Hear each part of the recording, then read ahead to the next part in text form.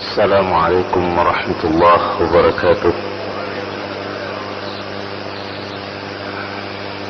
إن الحمد لله نحمده ونستعينه ونستغفره ونعوذ بالله من شرور أنفسنا ومن سيئات أعمالنا. من يهده الله فلا مضل له ومن يضلله فلا هادي له. أشهد أن لا إله إلا الله وحده لا شريك له، وأشهد أن محمدا عبده ورسوله صلوات الله وسلامه عليه وعلى آله وأصحابه أجمعين. يا أيها الذين آمنوا اتقوا الله حق تقاته ولا تموتن إلا وأنتم مسلمون. يا أيها الناس اتقوا ربكم الذي خلقكم من نفس واحدة وخلق منها زوجها وبث منهما رجالا كثيرا ونساء، واتقوا الله الذي تساءلون به والأرحام إن الله كان عليكم رقيبا. يا أيها الذين آمنوا اتقوا الله وقولوا قولا سديدا يصلح لكم أعمالكم ويغفر لكم ذنوبكم، ومن يطع الله ورسوله فقد فاز فوزا عظيما. أما بعد، فإن خير الكلام كلام الله، وخير الهدي هدي محمد صلى الله عليه وسلم، وشر الأمور محدثاتها، وكل محدثة بدعة، وكل بدعة ضلالة، وكل ضلالة في النار. أخواني في الدين عزكم الله. Pada kesempatan kali ini, tidak seperti biasanya, saya ingin berdialog dengan antum sekalian. Saya ingin membuka pertanyaan yang barangkali bisa saya menjawabnya. Namun sebelum itu, saya teringat akan begitu cepatnya hari berlalu di masa kita seperti saat ini, di mana ini merupakan salah satu tanda dari asyratus sa'ah, atau dekatnya akhir daripada umur dunia ini, dekatnya hari kiamat,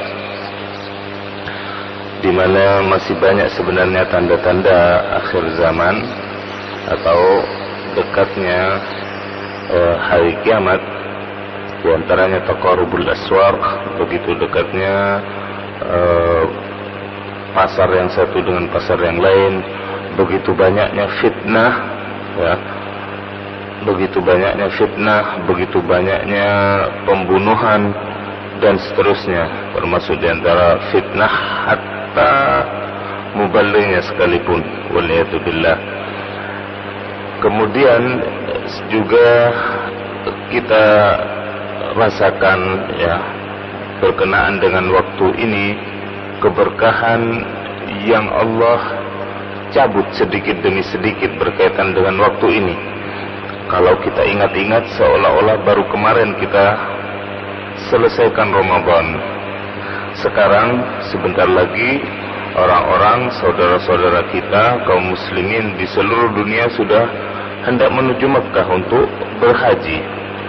Bagi mereka yang Allah panggil, bagi mereka yang Allah berikan kesempatan. Dan begitulah waktu, kita berpacu dengan waktu. Untuk itu kalau kita lihat Al-Quranul Karim, ya, begitu banyak Allah bersumpah atas nama waktu. Hampir setiap bagian dari waktu Allah jadikan sebagai sumpah. Was-subhi idza tanaffas, dan demi waktu subuh ketika bernafas.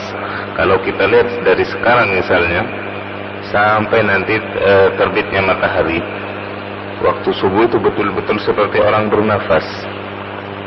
Kemudian wadduha, setelah waktu subuh datang waktu duha, Allah jadikan sumpah pula. Kemudian wan nahari idza tajalla, waktu siang juga Allah jadikan sumpah. Kemudian waktu asar, wal asr. Kemudian waktu malam, wal-laili idza yaghsha. Jadi hampir setiap jarak yang begitu dekat dari waktu Allah jadikan sebagai qasam. Allah jadikan sebagai sumpah, di mana ini menunjukkan pentingnya yang namanya waktu. Kalau orang-orang barat, orang-orang kafir, orang-orang yang materialis menjadikan yang namanya waktu itu sebagai uang, dengan semboyan mereka time is money, akan tetapi pepatah orang-orang terdahulu dari kaum salaf, pepatah orang Arab mengatakan al-waqtu kas-sayf illam taqta'hu qata'ak. Waktu itu ibaratnya seperti pedang. Jika kamu tidak memotongnya, maka tidak menggunakannya untuk memotong sesuatu yang bermanfaat buat kamu, maka waktu itu akan memotong dirimu. Subhanallah. Kalau di antara kita tidak begitu minat dengan yang namanya duit, dengan yang namanya harta, seperti pepatah orang barat, maka pepatah Arab ini mengatakan bahwasanya waktu itu berbahaya buat Anda, dapat menghabisi diri Anda, karena ibaratnya seperti pedang yang tidak digunakan, bila tidak Anda gunakan akan menyerang Anda. Jadi lebih berbahaya lagi. Ini menunjukkan sekali lagi pentingnya waktu. Dan kalau kita lihat firman Allah Subhanahu wa taala yang kata Imam Syafi'i rahimahullah, seandainya Allah tidak turunkan dalam Al-Quran itu selain surat ini, tentulah sudah cukup, yaitu firman Allah Subhanahu wa taala wal 'asr, demi masa secara umum atau demi waktu asar, innal insana lafi khusr, sesungguhnya manusia itu dalam kerugian. Bagaimana tidak merugi jika hari-hari kita tidak berfaedah, tidak membawa manfaat, jika hari-hari kita maaf seperti binatang ternak yang makan, minum, tidur, berhubungan intim, dan begitu saja. Hari-hari kita, hari-hari seorang mukmin tentunya punya nilai plus yang tersendiri, punya nilai plus yang banyak, jauh dari orang-orang kafir yang betul-betul seperti binatang. Bahkan mereka itu jauh lebih sesat, balhum adall, kama qala ta'ala, seperti yang difirmankan oleh Allah Subhanahu wa ta'ala, illa alladhina amanu wa 'amilus salihati wa tawasaw bil haqqi wa tawasaw bis sabr, kecuali orang-orang yang beriman. Di sini Allah kecualikan dari segenap manusia hambanya, yaitu hambanya yang beriman. Kemudian tuntutan daripada iman adalah amilus salihat, haruslah beramal saleh.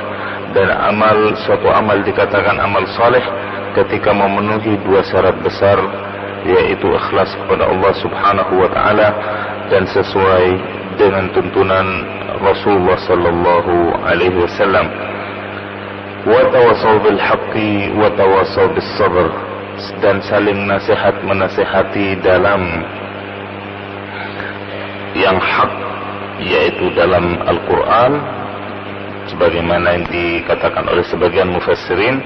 Sebagian yang lain menyatakan dalam ketauhidan, dalam agama yang murni ini. Juga watawasaw bis sabr, dan saling mengingatkan agar selalu bersabar dalam kehidupan. Di sini tawasaw bil haqqi wa tawasaw bis sabr, ini menunjukkan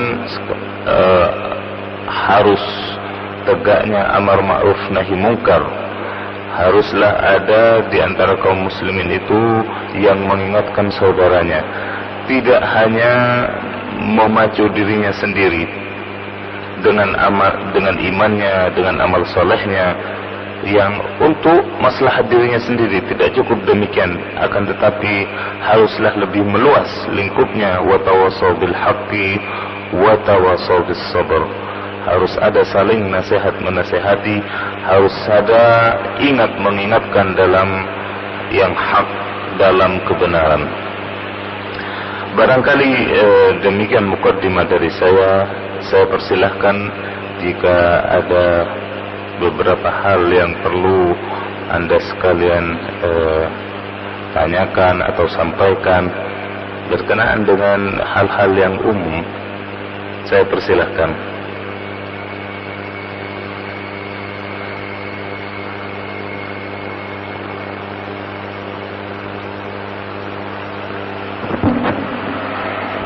Assalamualaikum warahmatullahi wabarakatuh. Waalaikumsalam warahmatullahi wabarakatuh. Ustaz, saya mau tanya tentang apa yang disampaikan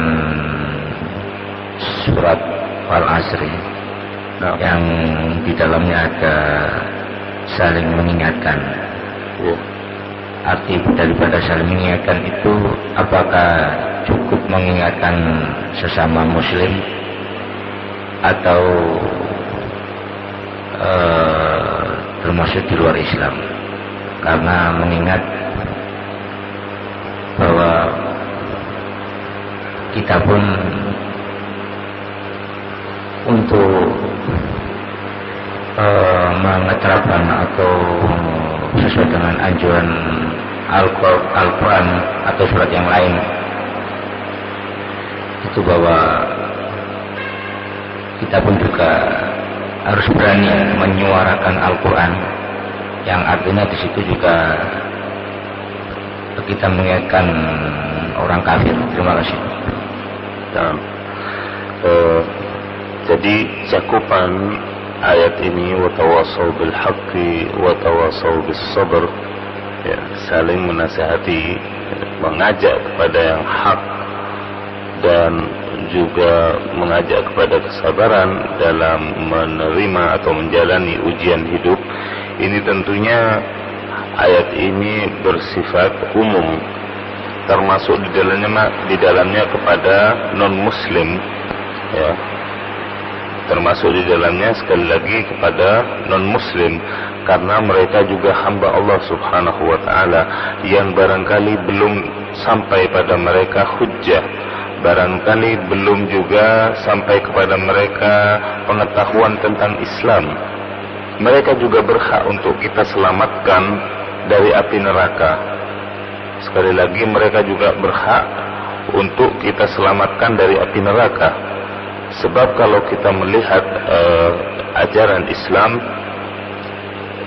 sebenarnya tidak, sekali lagi, tidak mendiskreditkan, tidak sekali lagi kemudian memusuhi orang yang di luar Islam. Justru kita selaku muslim, selaku mukmin itu sayang kepada seluruh manusia, yang kita tahu jika mereka tidak memegang Islam, mereka akan berujung di neraka. Jadi sekali lagi, kita kalau melihat ajaran Islam, membenci orang kafir bukan terhadap diri mereka, akan tetapi atas kekafiran mereka, itu yang kita benci. Dan benci kita bukan karena benci apa, tapi benci karena sayang, karena kita ingin mengajak dia sama-sama masuk surga. Demikian makna daripada ayat tersebut. Jadi sifatnya adalah umum, mencakup seluruh manusia, bahkan juga jinnya, muslim maupun kafirnya. Naam. Wallahu a'lam.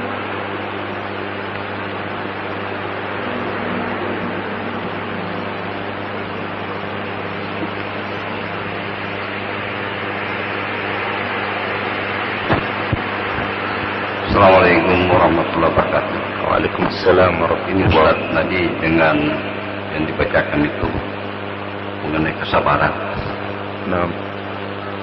kemudian mengajak sesama muslim untuk menjalankan agama dan sebaik-baiknya. Naam. Islam ini kelihatan memang kita telah termasuki dengan sesuatu yang sangat dahsyat, terutama kemajuan teknologi yang merusak moral kita.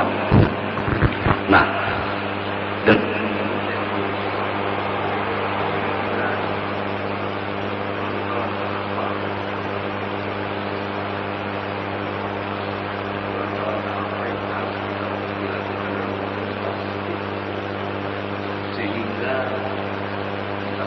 sesuatu dalam menjalankan syariat.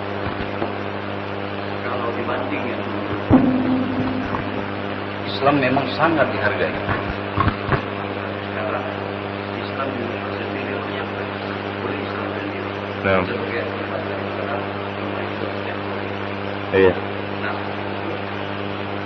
dalam mana kesabaran dunia berjalan karena kita tidak boleh memusuhi terus menerus. Iya. Apalah kalanya. Iya. Jazakumullah khair.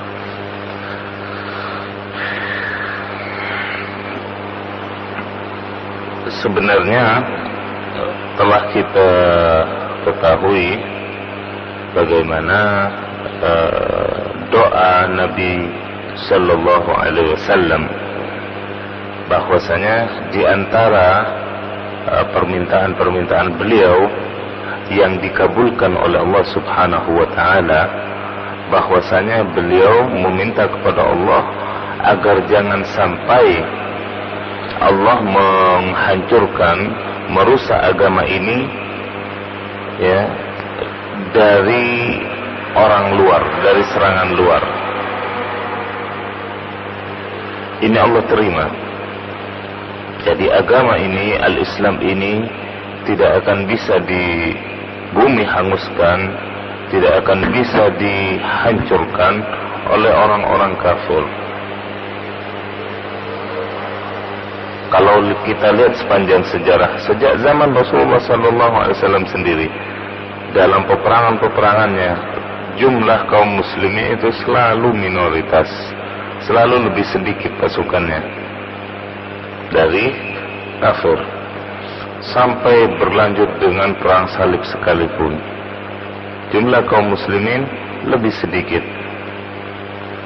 Akan tetapi Allah Subhanahu wa taala, wa ad'u Allah alla yaj'al al-ba'sa fima bainahum, aku meminta kepada Allah agar Allah tidak menghancurkan Islam dari dalam, menghancurkan Islam itu dengan adanya peperangan di antara mereka sendiri.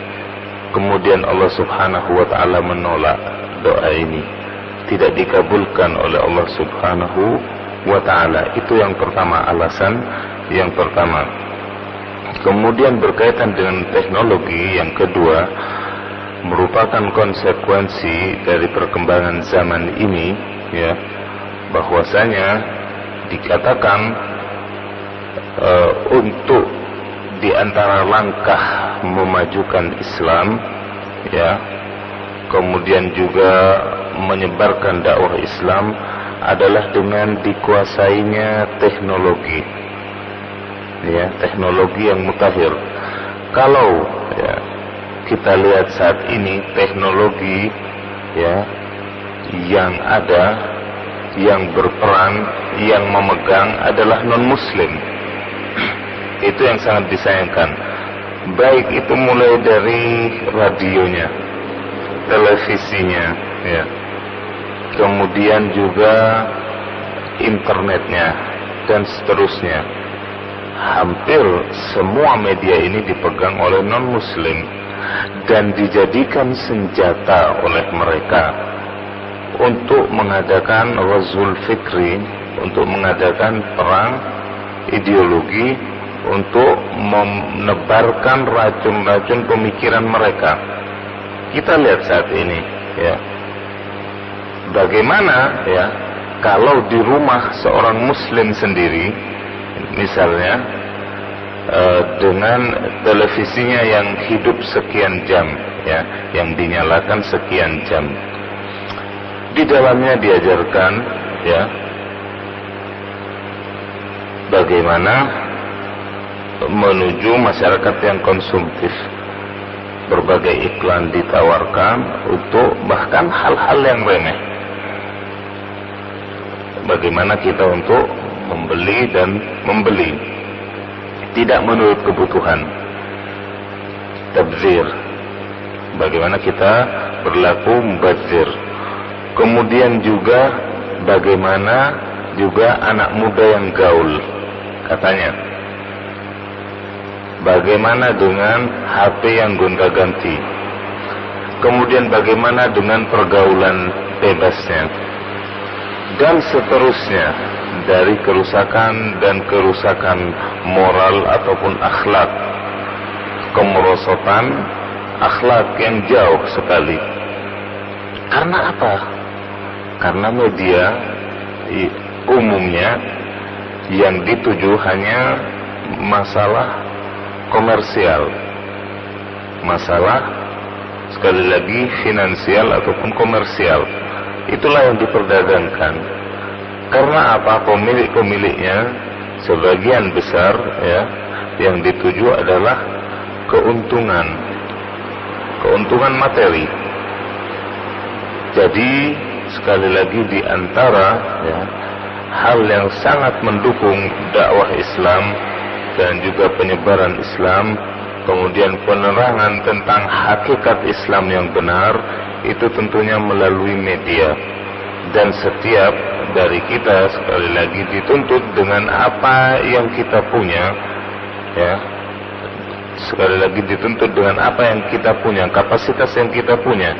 Kita punya pengetahuan yang bermanfaat, kita sharing, kita sebarkan kepada sama kaum muslimin.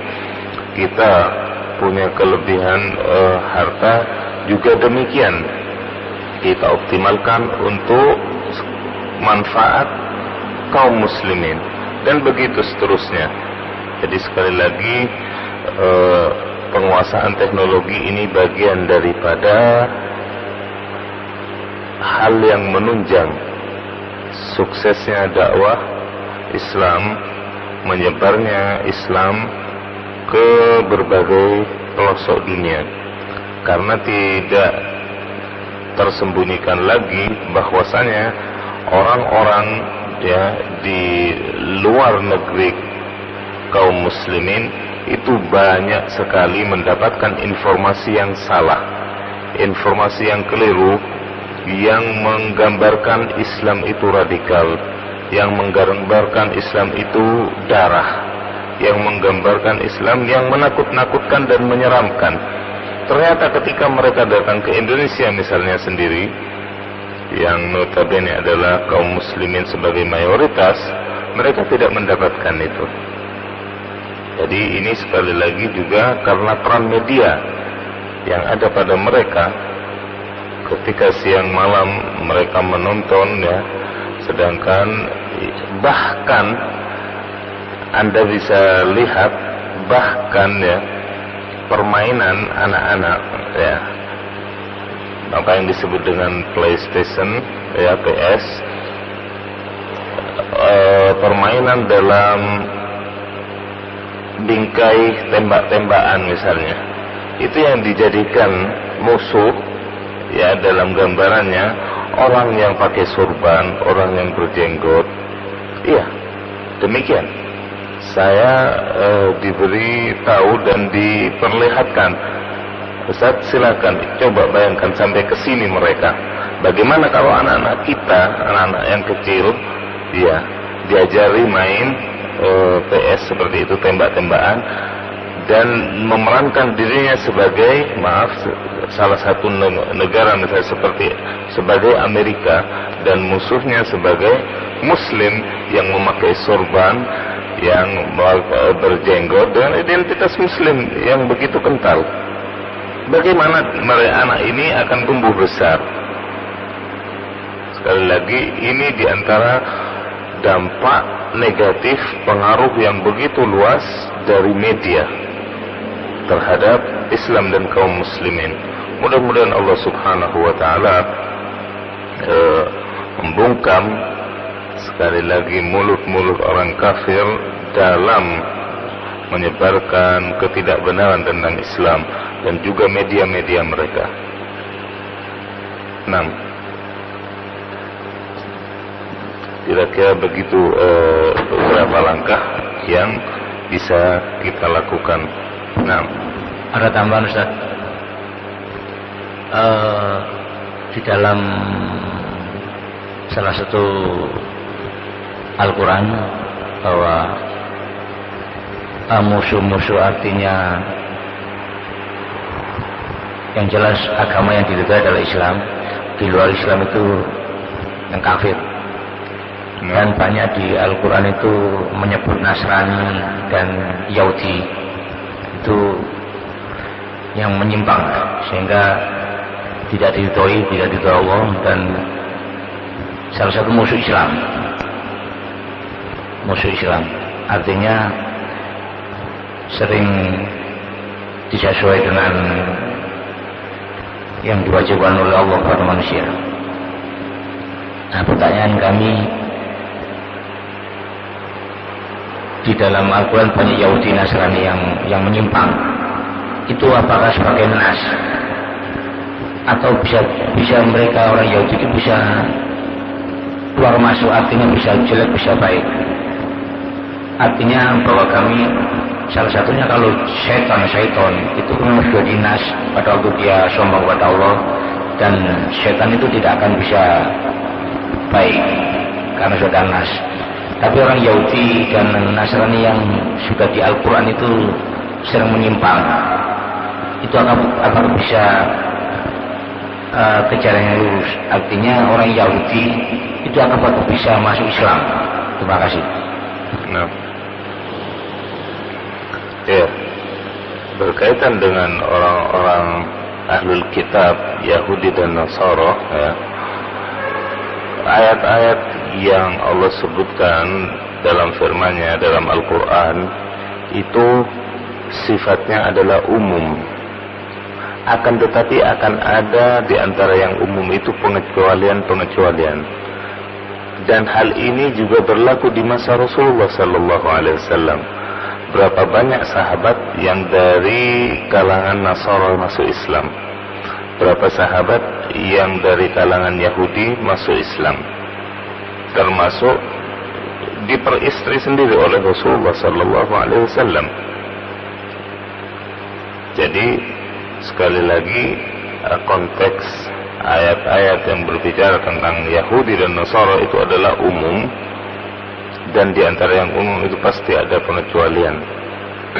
Pasti ada pengecualian yang Allah Subhanahu wa taala bukakan hati mereka untuk masuk Islam, yang Allah Subhanahu wa taala mudahkan jalan bagi mereka untuk memeluk Islam, melihat yang hak dan seterusnya, meskipun sudah menjadi karakter pada sebagian besar mereka bahwasanya mereka adalah misalnya kaum yang tidak mau menerima kebenaran.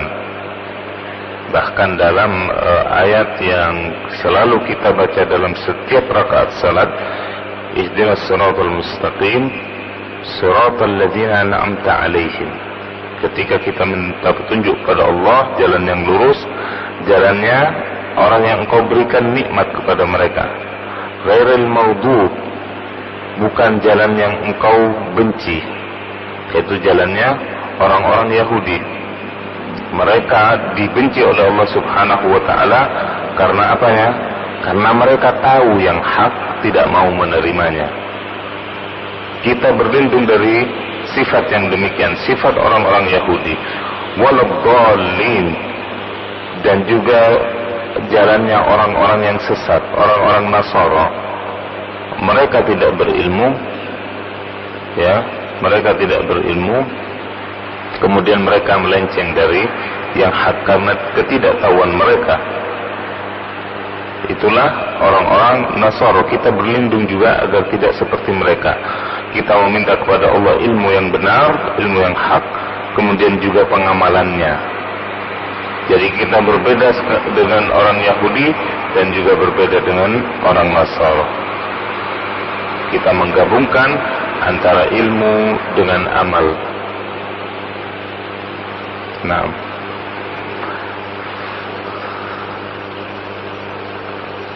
silakan.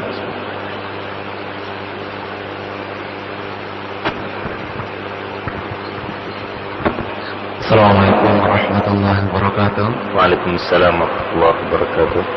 Yang ingin saya tanyakan yaitu ketika kita menjumpai seseorang melakukan suatu perbuatan judi misalkan Ustaz, Nah, Dan itu merupakan kelompok yang sangat besar, sedangkan kita hanya mengetahui sendiri. Sedangkan seorang muslim kan hendaknya saling mau mengingatkan, wa tawassul bil haq wa tawassul bis sabr. Nah, seperti itu, Ustaz. Sedangkan kita sendiri secara zuhid di situ jika tidak mempunyai kekuatan atau power untuk menyelesaikan atau menghalangi seseorang tersebut untuk melakukan suatu perbuatan tersebut. iya. Terus solusi yang akan kita berikan kepada seseorang tersebut agar tidak melakukan perbuatan yang dilarang oleh agama, itu bagaimana, Ustaz? Terima kasih. Ya. Kalau kasusnya seperti yang Anda sebutkan, ya, maka kita bisa, yang pertama langkah kalau dari sisi kekuatan kita tidak punya, kita bisa melaporkannya kepada yang berwajib. Itu yang pertama. Ya, ketika kita melihat perjudian seperti yang Anda sebutkan, maka kita melaporkan kepada pihak yang berwajib, karena memang wewenang mereka, karena power ada pada mereka. Itu yang pertama, secara umum. Kemudian yang kedua, kita bisa melakukan pendekatan individu, ya. Jika orang yang terlibat perjudian itu, misalnya orang yang masih ada hubungan keluarga dengan kita, kita bisa mendekatkan, melakukan kedekatan kekerabatan dengan, misalnya kalau orang tersebut di bawah kita, usianya lebih muda, maka tentunya kita lebih bisa masuk untuk menasihatinya. Akan tetapi bila orang tersebut misalnya di atas kita usianya, maka kita bisa meminjam lidah. Sekali lagi, bisa meminjam lidah dengan orang yang kira-kira disungkani, dengan orang yang kira-kira disungkani oleh orang yang terjerumus ke dalam maksiat itu tadi. Kemudian yang langkah berikutnya, yang ketiga, kita juga ciptakan lingkungan, ya, teman-teman yang baik, yang menasehati, yang mengingatkan dan menjauhkan orang ini, orang yang kadung terjerumus ke dalam maksiat apapun, termasuk yang Anda sebutkan perjudian. Kita masukkan dia ke dalam kelompok yang baik, ya. Kita jauhkan dari komunitas yang jelek, ya. Kalau misalnya salah satu contoh lebih konkretnya, kalau misalnya dia pegang HP, ya, kita kasih nomor yang baru, suruh buang nomor yang lama. Ini salah satu trik, sekali lagi, untuk menjauhkan dia dari komunitas yang jelek. Karena teman-teman yang jelek itu biasanya akan senantiasa terus menghubungi. Jadi salah satu triknya dengan membuang nomor yang lama dan menggantinya dengan yang baru, sehingga file yang baru ini kita usahakan, ya, dari kalangan komunitas yang baik-baik, sehingga hubungannya akan dengan orang yang baik-baik pula. Wallahu a'lam. Demikian barangkali usaha yang bisa kita lakukan, dan mudah-mudahan bermanfaat. Silakan, barangkali yang terakhir.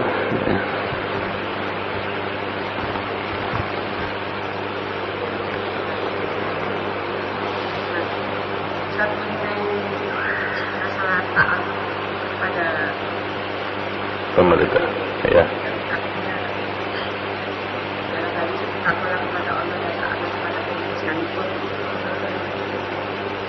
Itu maksudnya secara umum, mulai dari rumah tangga sampai tahu-tahu seperti peraturan pemerintah lalu lintas itu, Iya. apa yang dilakukan sesuai dengan tempat hidup ibadah, tidak mendapatkan seseorang, contoh umpamanya lalu lintas, larangan Iya. merah, saat ini kita melanggar, apakah itu sudah sistem masuk perbuatan bisa? Iya.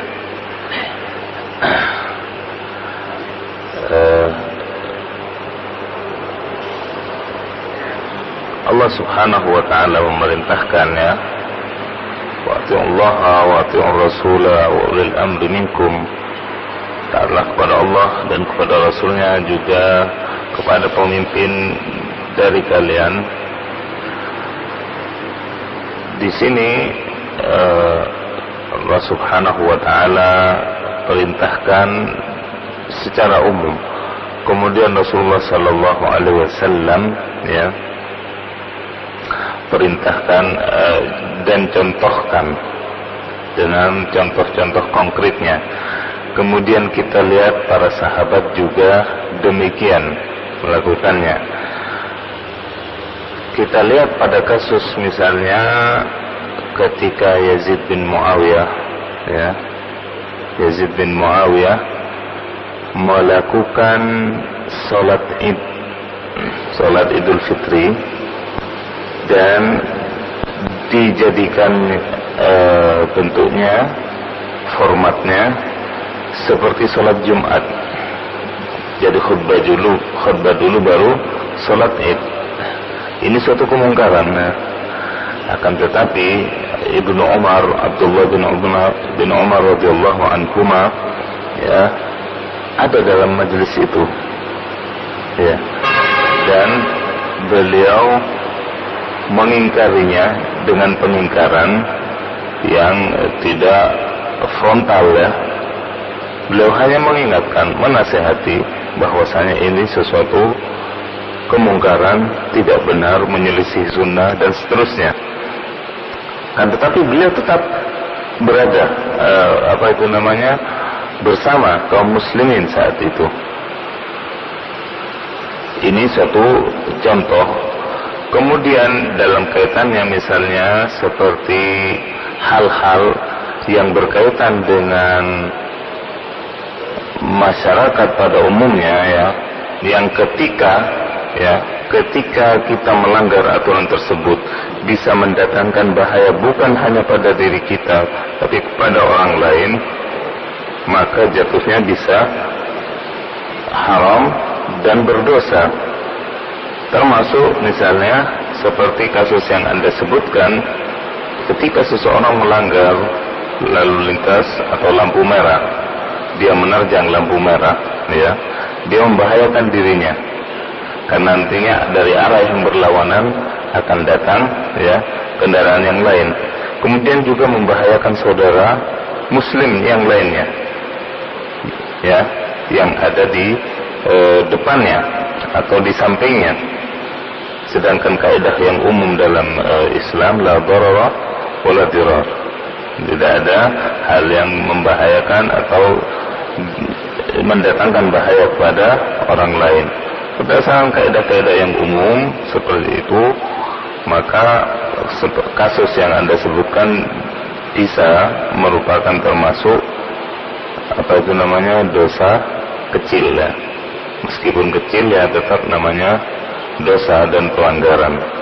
Karena sekali lagi bahaya yang bisa menyangkut pelaku dan bahkan umumnya kaum muslimin. Wallahu a'lam. Demikian barangkali pertemuan kita saat ini, mudah-mudahan bermanfaat. Kita ditutup dengan doa kafaratul majlis. Subhanakallahumma wa bihamdik, asyhadu an la ilaha illa anta, astaghfiruka wa atubu ilaik.